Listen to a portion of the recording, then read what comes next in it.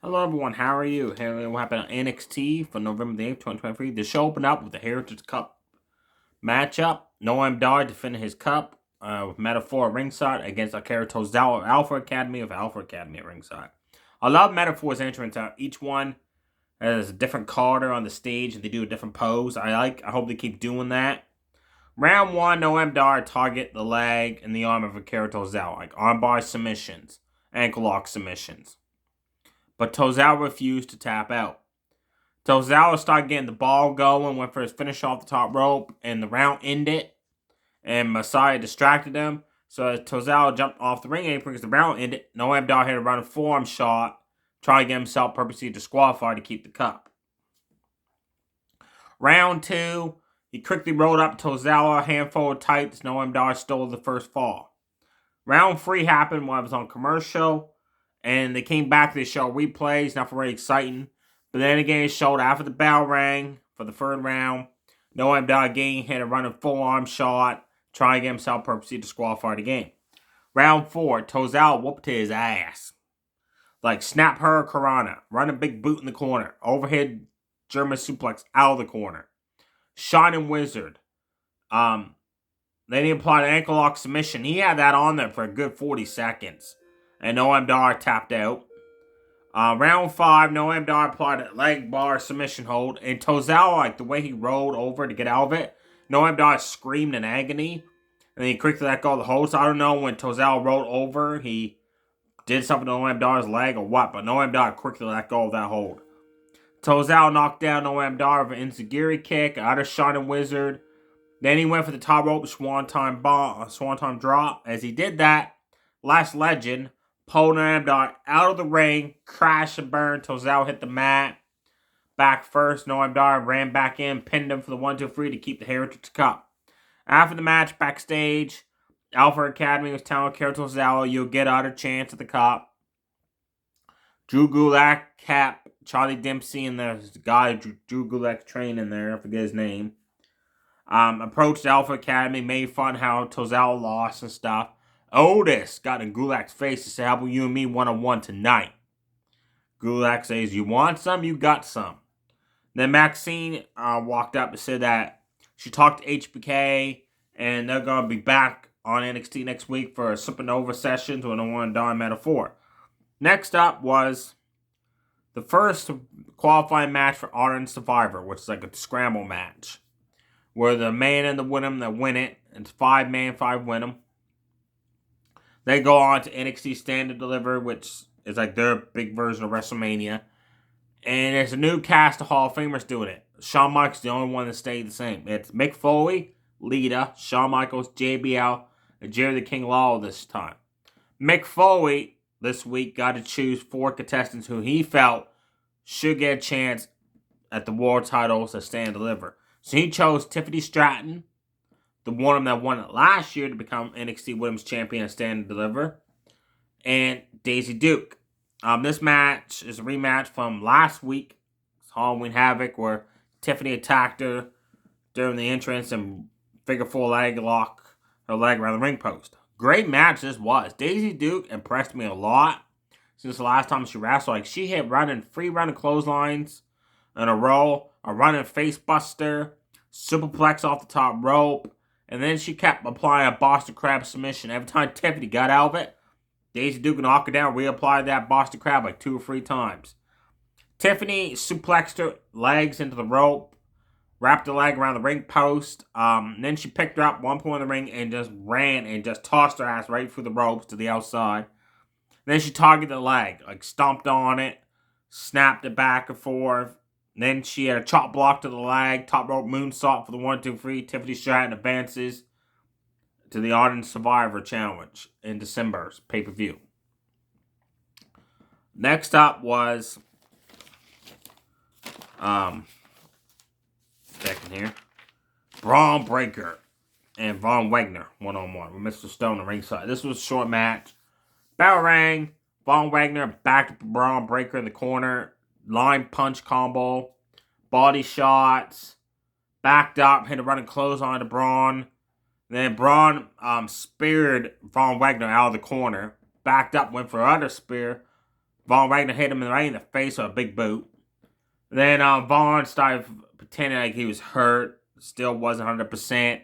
Then Braun Breaker hit a second spear. Steiner recliner submission.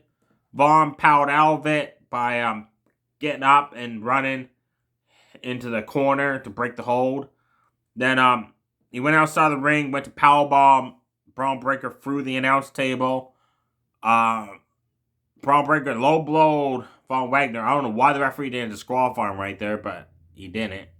Then Braun rolled Wagner in the ring. Third spear, match over. Braun Breaker won. After the match, Von Wagner powerbombed his ass through the announce table for a good measure. Then him and Mr. Stone celebrated because, hey, we put the guy from the announce table.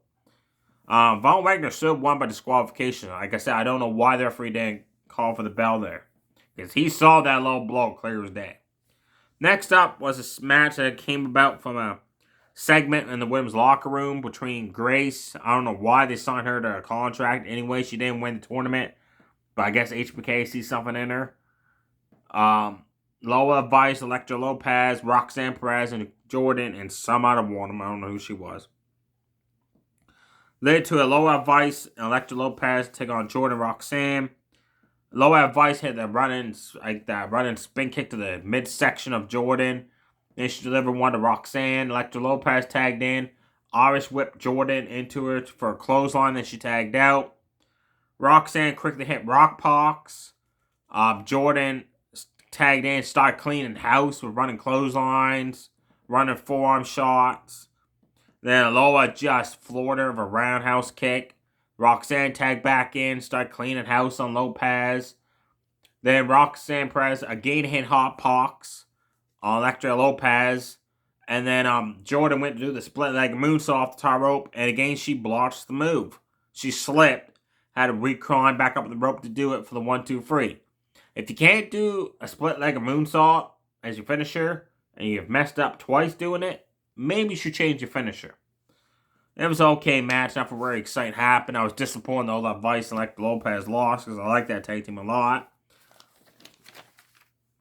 Next up was Otis versus Drew Gulak.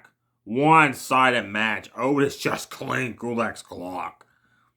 Man, Otis hit a running shoulder tackle, clothesline. Gulak came off the top rope. Otis caught him, world's strongest slam, caterpillar, tossed him up and made way up in the air, and then powerbombed his ass coming down for the 1-2-3 for the fast win. Even like outside the ring, Chad Gable was like impressed of how Otis was, just manhandled Gulak.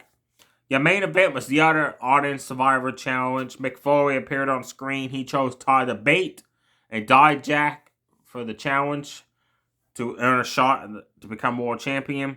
Great main event these two guys put on. Ty the Bait did the airplane spin. He had that on there for good like 2-3 minutes. When he was done, both guys were dizzy. Dijak hit that running discus big boot. Ty the Bait came off the top rope with an uppercut to Floridor Jack. Dijak rolled out of the ring, so Ty the Bait dove over the ropes, flattened him on the outside. Then Dijak picked him up on the outside and turned to whirl to toss him right into the fans. I hope nobody got hurt there. Then he hit a sit-down choke slam, almost won the match there, but Ty the Bait kicked out. Ty the Bait at one point ran at Dijak, who super kicked him right in the face. Ty the Bait bounced off the ropes, butt shot lariat clothesline there, sorry. Dijak kicked out of that. Ty the Bait went for the Tiger Driver in 97, but couldn't get the big man up.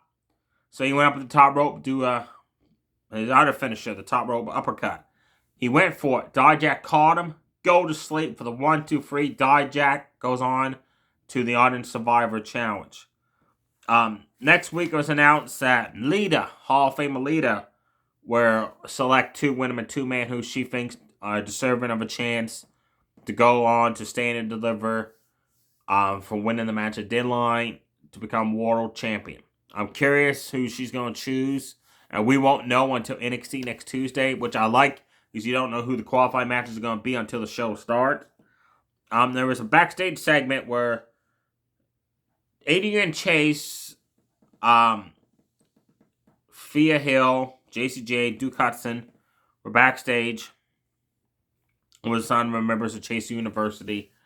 And Jacy Jay saw an envelope on his desk, and she opened it, and she was shocked at what was inside. And Adrian Chase told her to keep her mouth shut. So I don't know what was in the envelope. She's like, "Are you serious?" So I'm thinking maybe you're gonna find out he has the feelings for Sophia Hill. Maybe, maybe it's like a love letter he wrote for her or something.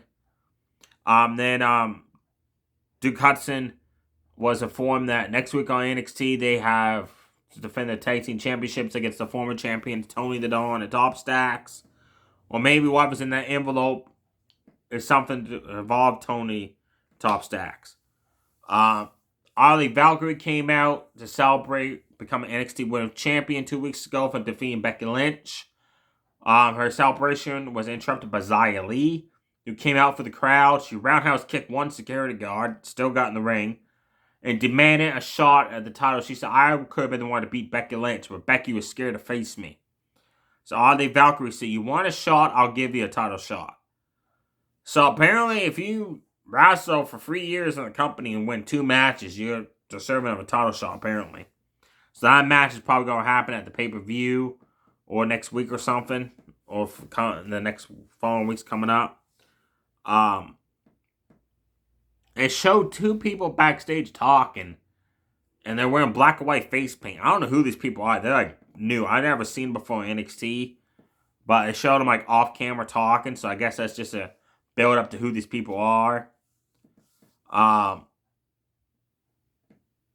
No Judgment Day, nothing like that. Oh, Wesley, he had an interview where he said that he came back and he has a list of objectives he wanted to do, which is number 1, beat Dominic to win that North American Championship, bring it back to NXT.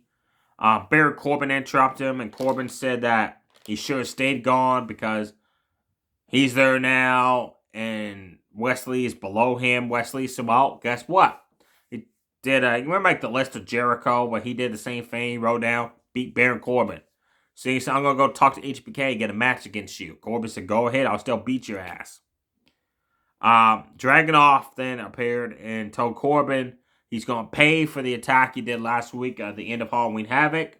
He won't see the attack coming, but he will get a title shot. Dragunov said, "You want a title shot, you'll get one. You're just not going to like the beating I'm going to give you." Corbin ain't scared at all. He didn't back down from that. Trick Williams returned. He confronted Carmelo Hayes. He said, "I don't know who attacked me backstage. Was it you?" And again, Carmelo Hayes, like his answers again, tease you to say, make you think that he was the one that attacked him. He wasn't the one to do it. Then suddenly, Lexis King walked out. He said, "Maybe I'm the one that attacked you."